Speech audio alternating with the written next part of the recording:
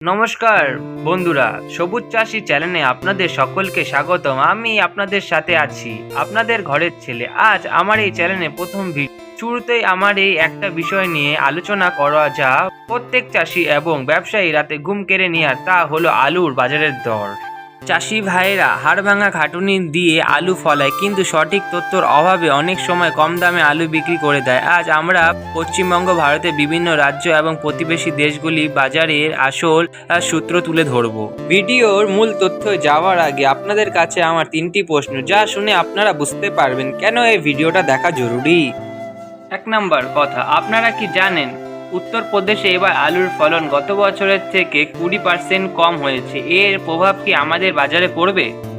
আমার 2 নম্বর প্রশ্ন, পাঞ্জাব এবং গুজরাট থেকে যে আলু দক্ষিণ ভারতে যায় তার টান কেন এখন থেকে শুরু হয়েছে?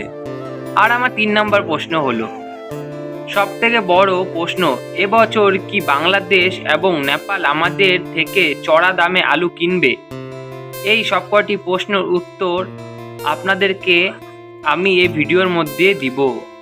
বন্ধুরা, এখন কথা বলি আমাদের প্রিয় পশ্চিমবঙ্গকে নিয়ে। আজকের দিনে 50 কেজি প্যাকেটে জ্যোতি আলু পাইকারি দর 900 থেকে 950 টাকা পাশাপাশি ঘোরাফেরা করছে। কিছু কিছু আড়তে এটা 980 টাকা পর্যন্ত ছুঁয়ে। অন্যদিকে চন্দ্রমুখী আলুর দাম 1200 থেকে 1300 টাকা বস্তা।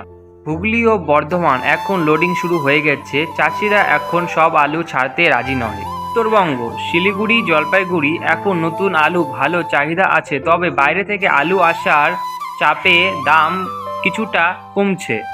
এবার নজর দিয়ে ভীম রাজ্যের দিকে, কারণ বাইরের বাজার ঠিক করে দেয় আমাদের দাম বাড়বে না কমবে। হরিয়ানা ও পাঞ্জাব, এখান থেকে বীজ আলুর সাপ্লাই এখন শেষ পর্যায়ে। খাওয়ার আলুর জন্য তারা এখন দক্ষিণ ভারতে বাজারের দিকে তাকায়। গুজরাটের কোয়ালিটি এখন খুব ভালো, তার মূল চিপস কোম্পানিগুলিকে আলু দিয়ে, যা ফলে সাধারণ বাজারে আলুর টান বজায় থাকে। এটাও আমাদের দিক জন্য একটা ভালো খবর। এবার আসি আন্তর্জাতিক খবরে। বাংলাদেশে এবার আলুর উৎপাদন লক্ষ্যমানের চেয়ে কম। তার ইতিমধ্যেই ভারত থেকে আলুর আমদানি প্রক্রিয়া শুরু করেছে। যদি বর্ডার দিয়ে নিয়মিত ট্রাক যায় তবে আমাদের দাম হুড়হুড় করে বাড়বে আলুর। নেপালে মূল উত্তরবঙ্গ আলু, যা পাহাড়ি এলাকায় আলু চাহিদা থাকায় সেখানে দাম সবসময় একটু বাড়তি থাকে। বন্ধুরা, আজ প্রথম ভিডিওতে আমি চেষ্টা করলাম আপনাদের একটি স্বচ্ছ ধারণা দিতে। মনে রাখবেন, বাজারের দর প্রতিদিন ওঠানামা করে, তাই বড় কোনো সিদ্ধান্ত নেওয়ার আগে সবজি আড়তে যাচাই করে নেবেন।